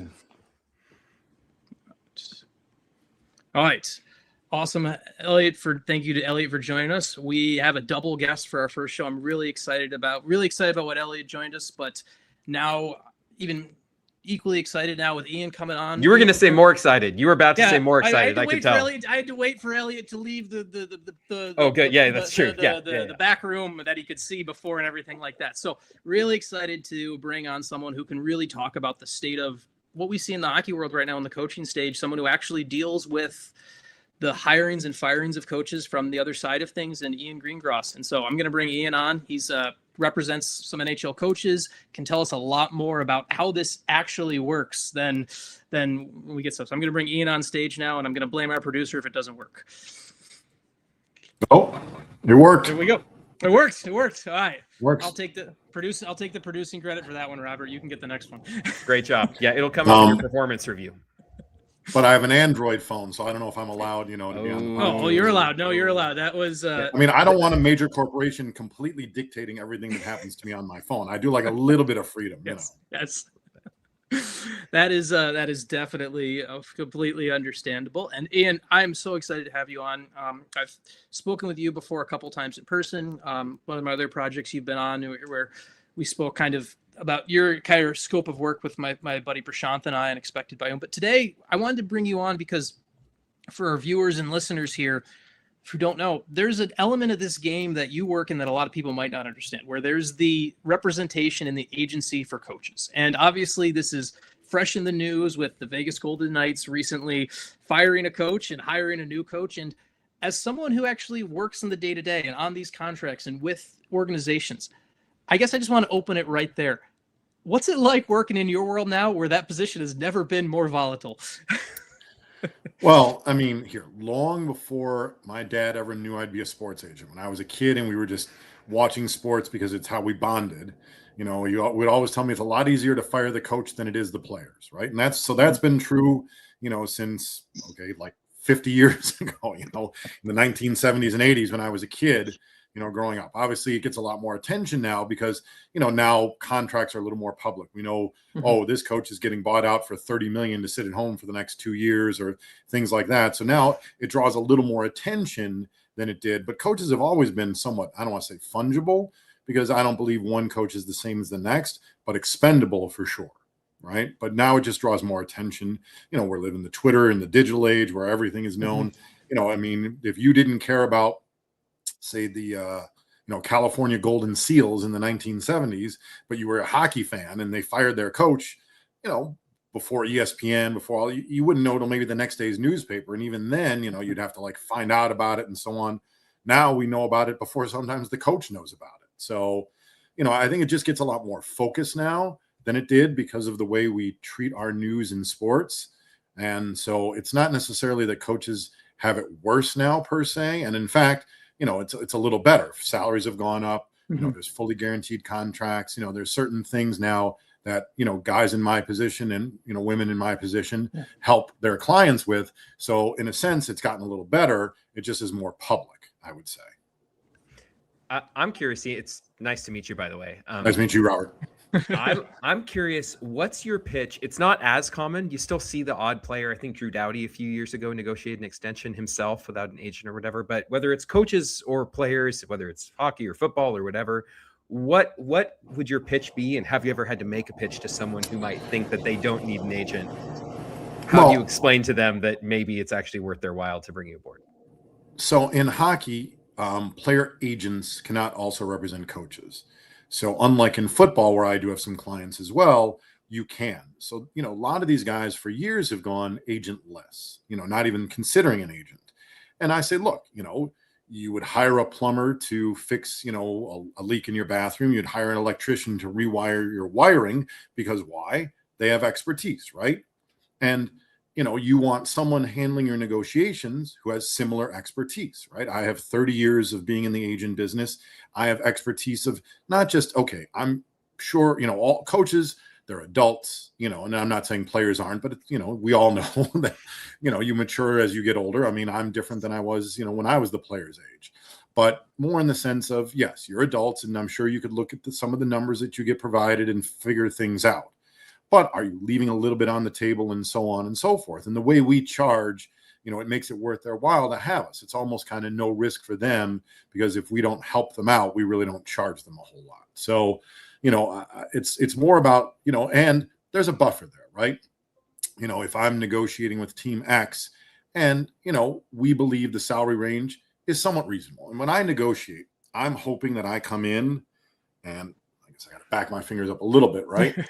And me and the team are kind of like this, right? We have a range. They have a range. I might be these fingers up here. The team might be these fingers down here, but we're hopefully not this, right? Mm-hmm. And so production, there we go. We're going to production. Fix it, Sean. Oh, fix it, Sean. Fix it. Yeah. Oh, here we go. I think I fixed it. No. Okay. Oh, there we go. No, sorry. no, I was trying to make it. I was trying to in for the sake of your fingers. Yeah. We'll figure it out next. No matter here. And so, but if we are here, the team is going to say, well, Ian, your coach doesn't deserve this. He deserves this. And then it's the because, right? And you don't want to hear the because yourself if you're a coach. You want the team to tell me. And then I'm not going to necessarily sugarcoat it, but I'm not going to come in and say, well, you only won 3 games and, your power play stinks, your penalty kill stinks, but since there's no other options, everyone else literally died. Guess you get the job, right? I mean, you don't want to hear those. I mean, and obviously I'm exaggerating to make a point, but the point being is there's some of that as well. You don't want to have to negotiate with your boss, hear the reasons why you're not going to get that increase that you believe you deserve. And then once it's all done, have to go back and work for that boss as well. So, I mean, there's several benefits, again, my expertise and even when the team comes in and you're close, right? And you really narrowed it down to here, I want you to be here. I'm not saying the team always wants you to be here, but I'm willing to bet I wind up here more often than guys who would do it themselves. Because also, there's a blame Ian strategy as well, right? Like, the GM kind of sees him coming down the hallway and it's like, oh my God, I can't believe you want this. Well, look, Ian ran the numbers. It's what I have him for. Talk to Ian about it, Yeah. So, I mean, there's a little bit of that as well. What's the evolution been like of, and it maybe you mentioned kind of the story going back forever of, hey, you can always, it's easier to fire the coach than fire the players and everything like that. But how much has what's the evolution been like for you of when it comes to money and term in those negotiations for a coach? When it comes to is it something that has kind of stayed constant, or has there been more of a push in your career where guys are like, hey, I want 3 or 4 years as a coach as opposed, and I'm willing, like, what's kind of been the evolution of that line? Most guys don't get longer than 3 years. Obviously Mike Babcock walked into 5 years, Joel Quenneville. I mean, unless you're someone who has such a long history and an established record, for the most part, you're not walking into anything more than 3 years. Of course, I would love more term. More term gives you more runway. And let's face it, most teams didn't fire a coach after winning a Stanley Cup, right? Yeah. Most teams fired their coach because they're not winning the Stanley Cup. So you're walking into a situation where you have to improve on what the next guy did. And so therefore, you want some runway for your system, for your players, for the things that you do and you bring to the table. You want some runway for those things to take effect, right? I mean, if we measured on a sample size of 5 games, Scotty Bowman could get fired, right? Yeah. I mean, you want as much of a term as possible, but a lot of it depends, and one of the things I've told my coaches, the reason I use fungible is, I've told my coaches, like, if a team says, here's our offer, take it or leave it, and I call them and I say, well, how about this, this, and this? I've never had a team then hang up the phone and say, well, we're never calling them back and never speak to us again, right? The worst that will happen is they'll say, you know what, Ian, we heard you. You've got some great points there, but this is our offer. Let us know if so-and-so is going to take it. Right? So everything else is a plus EV play, right? I mean, everything else that can happen is going to make it better. So I've told them, you're not fungible, right? The reason the team doesn't then hang up the phone if we ask for a little bit more, even when they say take it or leave it, is because they want you. They picked you out of all these other coaches. Now, if you turn them down, they will find someone else and they'll find the next best option.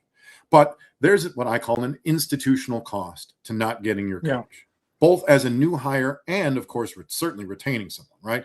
The obvious case is retaining someone. You don't want to have to bring in someone new. They have to adjust to the players. The players have to adjust to them, even assistant coach-wise, right? Now, but still, even a new hire, there's an institutional cost, right? I mean, teams don't just lightly say, well, let's put 10 names in a hat. We'll pick one and see who's willing to take our offer, right? I tell my coaches, they've done a deliberate process. They've interviewed and they picked you. So not getting you, sure, now you may be rated a 10 and the next guy might be a 9.8, but you're their choice. And so there's an institutional cost for them not coming to the table and at least having this discussion with us. Now, does that mean you're always going to get the numbers I want? No. There's not an agent on the face of this planet who can promise that. I mean, unless you have the number one guy in the number one situation who's about to be a free agent as a coach, short of that, generally speaking, there's always going to be some level of give and take. But at the end of the day, again, you're not fungible. And if we're willing to ask for more, we're going to get a little more. So I had a coach who was fired from one team, had a year left, and switched to another team. And this coach had taken a little bit of a discount, just to kind of stay. It was a good area. He liked the area. It was good for his family and so on and so forth. But now that he was moving to a new area, he would be leaving his family. It wasn't quite the same setup.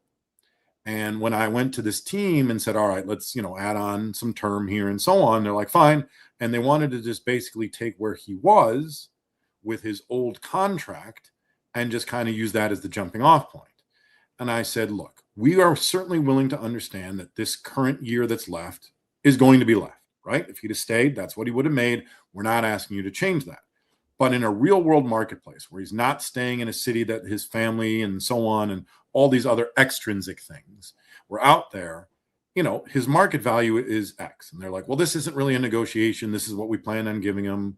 And I said to this GM and, a guy I respect, and I said, so you're not even going to hear me out? He's like, all right, Ian, do your job. Tell me what you think. And let's be reasonable. Yeah. And I said, I never am not, right? If I ask for $100 million for 1 year, you are going to hang up the phone and never call me. Yeah. So, I gave him, a pitch. So maybe I excluded this one, but I excluded this one, but I gave him this, right? And I said, here's really where he should be. You can't hold him to here because that was a hometown discount, let's call it, right? And so he hears me out and so on. And he's got the AGM in there too and so on. And he said, all right, I'll think about it. And I'm like, okay, he's pretty much a man of his word. If he tells me he's going to think about it, I don't think he's just saying it just to say it. Phone rings about an hour later and he's like, all right, here's what we're going to do. And he did. He changed it. Now, was it fully what we wanted? Of course not. It wasn't even close. But from where we started, the fact that he was even willing to change it when he first said it wasn't a negotiation was the whole point. And again, he didn't hang up the phone. He didn't say no. He listened. He realized that I had a point to make, made that point. It was a valid point. It was something he could live with. And again, not all of it, but most of it. Called me back. Deal's done. And he's like, is this the deal done? I'm like, I just got to tell my client, but this should get it done. Called my client, got it done. We're all happy, still friends to this day. What's been the evolution of the kind of the coaching market for you as you look at guys? You represent, there's obviously those names of guys who you talked about anyone getting more than 3 years as someone who's got a long track record and a long history in the NHL. When you've worked with coaches who are either actively working their way up or in the past worked their way up, and maybe they've been an assistant at the NHL level or a head coach at the AHL level, what's in your view, and you have these conversations with teams, where is the kind of the level of importance of, hey, he has to have been a head guy before versus he must have NHL experience? Because those are always fascinating things that I always see that pop up when we get when jobs opening, and there's always a lot of talking points in either direction. All right, I do have a client who has a couple Stanley Cup rings. Everybody loves him, knows he'll make a brilliant head coach, but unfortunately has never been a head coach in the AHL or anywhere else. He's gotten head coach interviews, but every time we get to the finals, it's like, well, he's never run a bench. So there's your answer there for that one, right? Yeah. Now, that's not, I think the flip side's a little easier. I think it's a little easier to say, even if you've never coached in the NHL, you can be pulled up into the NHL as long as you have the right background, right? And we've seen that. We've seen guys who have not coached at any level or in any way in the NHL as an assistant coach be given head coach jobs. So I think, there's more trust on, well, they've run the bench, they've developed players, or they've coached in the AHL, and, you can see, and some of it is, if we don't get them, someone else will, right? Because a hot AHL head coach, right, is going to get some type of love from the NHL. And so, you may want to give them that head coaching job and just jump the line in a sense, rather than AHL head coach, assistant coach in the NHL, head coach in the NHL. So, but yeah, if you've never run a bench, and again, this guy, very well liked, very well respected, very popular, gotten interviews every year for head coaching jobs, just won't give him one until he runs a bench. Just so that side is tougher than the flip side. I'm curious, Ian, what level of filtering do you have to do back and forth? Because I'm sure that your clients, at least some of them, might think that they want to hear everything and want to know what's going on. But I would imagine that in your position, there are times where maybe you have to do a little bit of massaging in both directions just to keep the temperature at a maybe more manageable level. Would I be wrong about that? Yeah, I mean, look, again, there's always going to be some reason why they don't want to pay more. Now, some of them, it's just a dollars and cents conversation, and they never get into, I've got a bunch of goalie coaches. They never get into, well, save percentage dropped or whatever, because some of that's noise and random, and we've all learned things about relying too much on just general numbers. But yeah, I mean, every now and then they're going to, for all of us who are old enough to remember the movie Jerry Maguire, right? He's like, he's short, I mean, right? If a team tells me my coach is, short, obviously it has nothing to do with coaching, but I mean, whatever it's going to be in that sense, I'm probably not going to relay that, I mean, and again, a lot of it depends. It's not so much a filter as it is, at the end of the day, those two have to work together. And as I said a little earlier, you kind of don't want to have to hear all the things that you don't want to hear from your boss, right? I mean, none of us do. And so,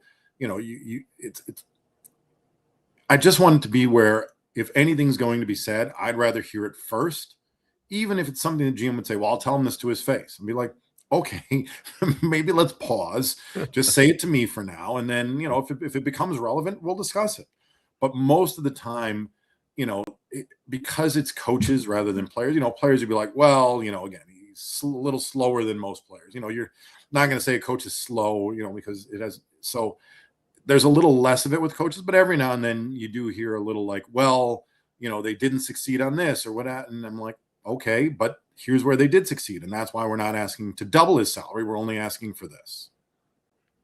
Well, Ian, I really appreciate you coming on. This is the texted you last week to kind of gauge your interest on a brand new random show that Robert and I are launching. So I'm so appreciative of you coming on. And I'm doing my best not to read the comments while we do this because I lose my focus shifts, but I think a lot of people have loved the interaction and kind of learn more about this. So I really appreciate the time and coming on, and it's been. Yeah, I mean, I've got a little more time if there's questions or whatever. Well, I have one more Yeah, kind go of ahead, jumping off of the last one really quickly. Would you say you have some overlap with lawyers in a sense? Like, obviously there's different ethical obligations and legal obligations, obviously, but it seems to me the role has some similarities just in terms of.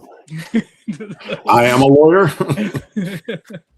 I mean, sure. Look, part of what I do is also evaluating, unlike player contracts, which are standardized through the collective bargaining agreement. Now, there can be individualized signing bonus language. There can be some things that teams do individually, but coaching contracts are 100% written by, their outside law firm, their in-house counsel. So they vary from team to team. And of course you want to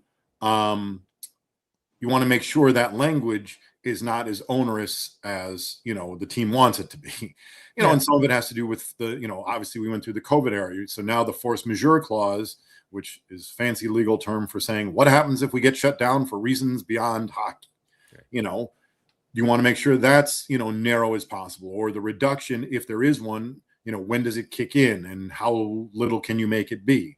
And then if they're shut down for hockey reasons, the collective bargaining agreement and there's a lockout, you want that to change. The post termination, the guarantees.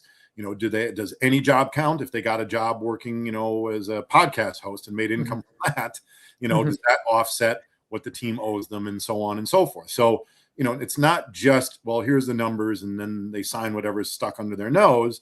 The team also sends to me whatever language they have. And again, it varies from team to team. They send us whatever language they have, and certainly I will review it. And again, now some teams you have the leverage to change it. If you're an AHL assistant coach, again, you're not fungible. You're probably not going to not sign the deal if they don't change the language, but you can certainly ask for changes. And every now and then I point out something, and this is something that a lot of hockey teams did just because of the way it worked. A coaching contract ends on, June 30th, right? And so it starts over on July 1st. So a lot of these contracts you'd sign, say, a 2-year extension. So Sean Shapiro's contract is up with the California Golden Seals, or with the California Seals, and, or is coming to an end, and we negotiate the extension in March and get it done, right? So there's 3 months to go. Now, it's unlikely they're going to fire Sean Shapiro in those 3 months. Well, maybe. But nonetheless, it's unlikely. But the way they would write these extensions is essentially it would reference the old contract, but the effective date would be July 1st. And I'd be like, well, why don't we just put it all in one contract? Because what if, God forbid, you did terminate him on June 15th? So I've gotten a few teams to change that, actually. And that's more of just a technical change, but it's something I wanted in there just in case, God forbid, some reason came up. Now, again, termination cause completely. But if for whatever reason they were in postseason evaluations, they're like, that was a mistake. We shouldn't have given him that extension, and fired him in that 3-month window before the new 2 years kicked in. So little things like that, I also do evaluate as well. Did you have to learn that at some point? Like, are you as an agent now compared to your first year as an agent? Have you had to learn a lesson like that? Where I knew everything the day I was born. I mean, come on. Of course, I've learned tricks and tips and so on. Even my Look, I was a 5th string goalie at Boston University, in the years that like Keith Kachuk and Tony Amonte were there. My talents off the ice in the classroom far exceeded my talents on the ice, but I did contribute a good grade point average. So, but even as good as I am at math and everything else, even my negotiating skills and, have improved over the years. You develop a certain sense of style, and, you figure out what works for you. Now, thankfully, we have moved into the math era, as Sean and I have discussed outside of this. I've learned Python because of, and this isn't a show about me, but, again, I learned computers at a young age. I programmed in BASIC when I was a kid. And so I always had those skills. So I'm glad we've moved much more into a straight mathematical negotiation than I feel my guy is this, or, I think it helps me because I've always understood it. And so I can speak it. And now that the people on the other side speak it as well, I think it helps. But I'm certainly a different agent than I was even from the time I graduated law school and had, 7 years of education after high school. I think the coaching perspective, one of the really interesting things is obviously we know, because of the salary cap and everything, we know what all 32 we go to any NHL team and we know the salary for every player, right? It's all up there, and the resources are available. I think the coaching one is interesting because there's only the trickle about, right? Like there's a couple contracts that get out public and everything like that. Public, yes. Yes, public. So for you, I'm just curious, like for you, when you look privately, is it something where when you obviously understand the market for your clients, you can go through and be like, hey, you know what? I know what I know the salary for right now for all 32 head coaching jobs and the assistants. Like, what's that kind of internal look like? Obviously, because it's very different than the player one where the public can be like, I know what this guy makes and like that.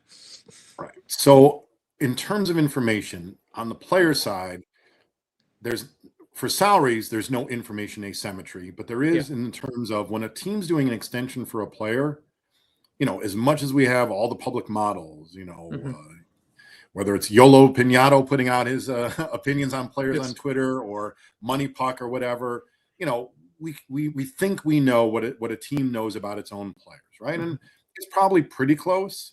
But, I know guys like Matthew Barlow, who helped me learn Python before he went to the Sabres and so on, and, Cole Anderson and so on. So, once guys get to teams, and I've talked to them, they're like, well, we have our own internal stuff that we do. And it's not necessarily that it's better than the public, but, they view it from their own lens, right?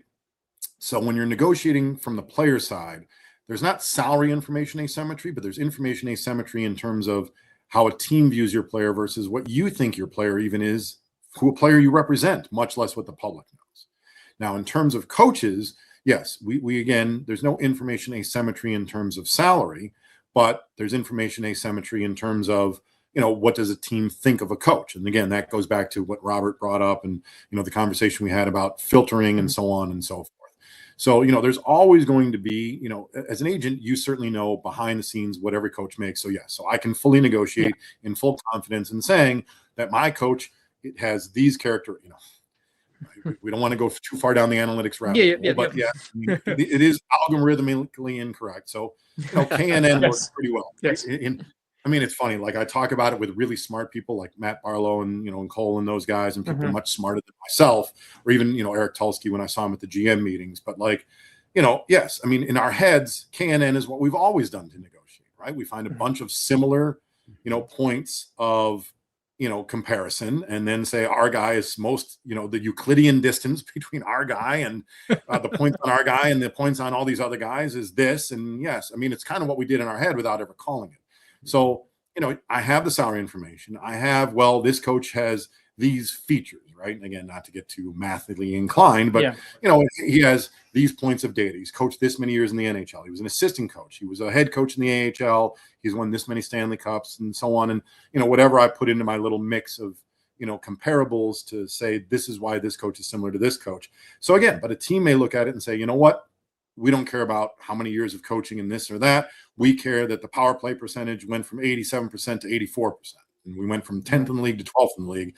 So, we had a down year. So we're not giving you a 20% increase. You're only getting a 12% increase. So again, it's not so much that we can't evaluate players. It's how the team I'm negotiating with values that player or that coach. That's where the information asymmetry starts. And that's where you have to have those conversations so that, again, you can get to a point where you're like this. Because again, if you're a start like this, then I need to say, why am I here and why am I there, and bridge that information gap.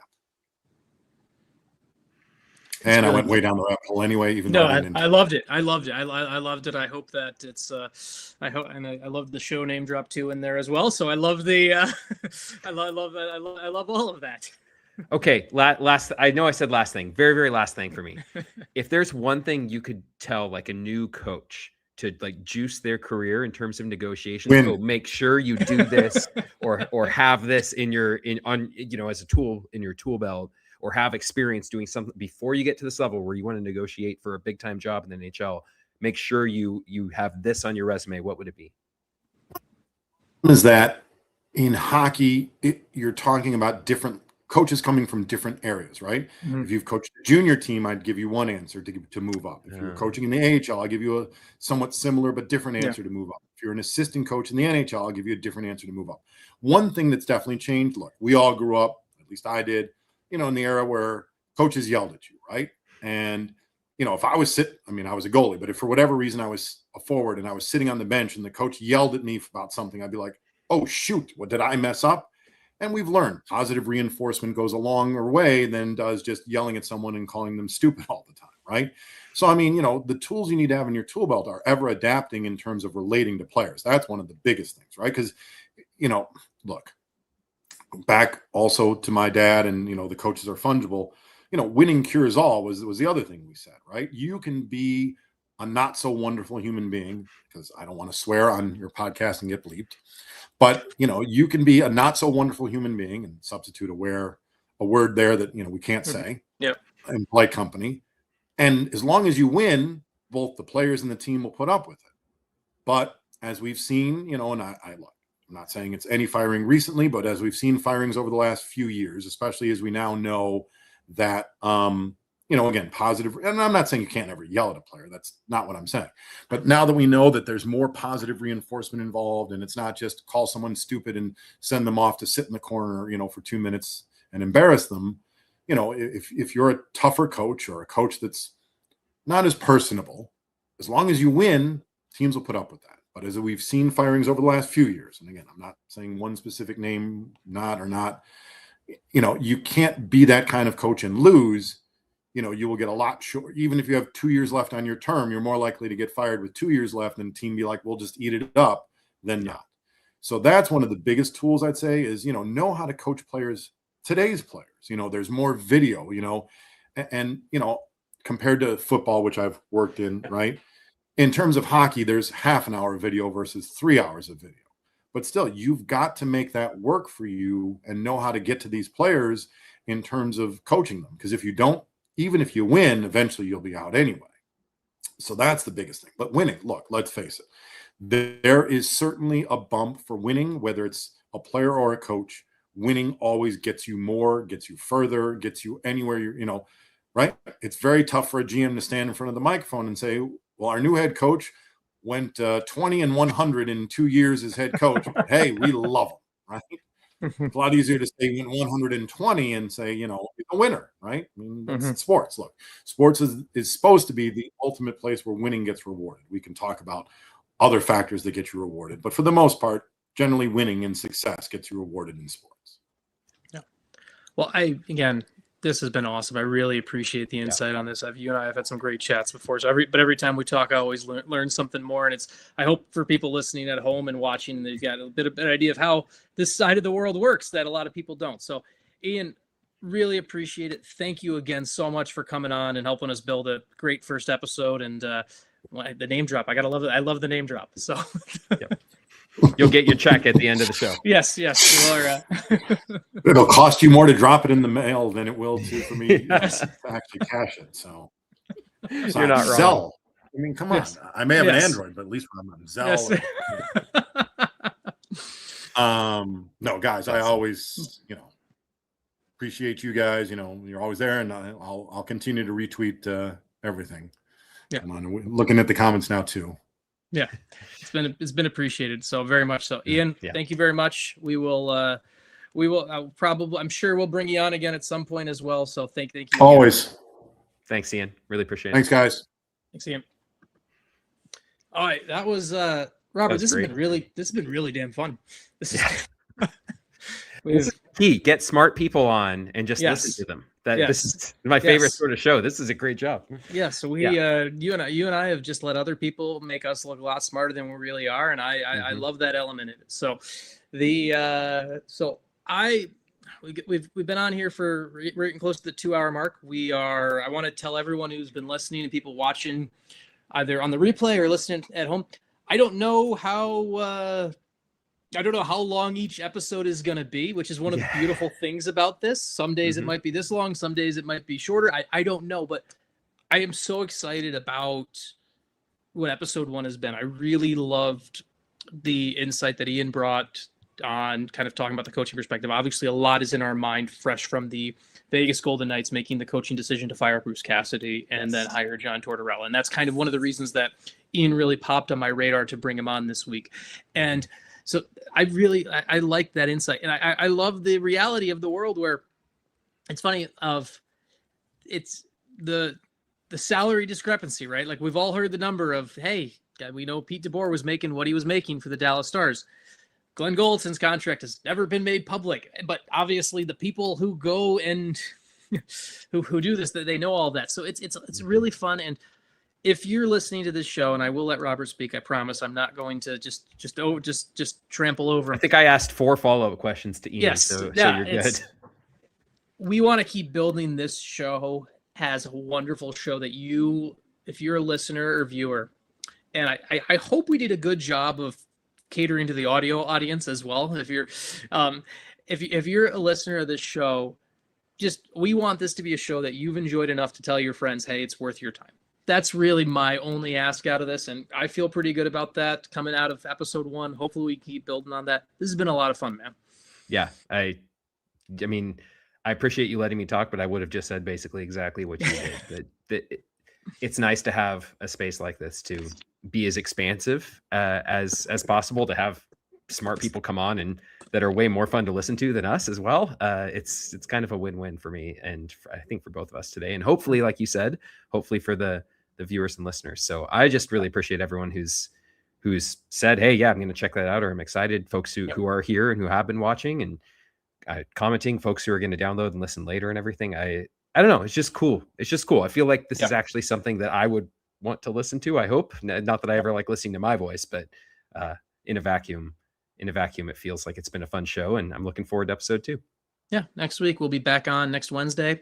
That'll be 2:30. We'll be back at 2:30 Eastern, 1:30 Central. That is the time we will be live. We're working on figuring out our next guest for that, but that's going to be kind of the plan. Wednesday afternoons, we're going to do this. We're going to put all of our energy into one show and do it as best we can. So thank you so much for listening, watching, everything at all. Tell your friends about it. It's been a blast.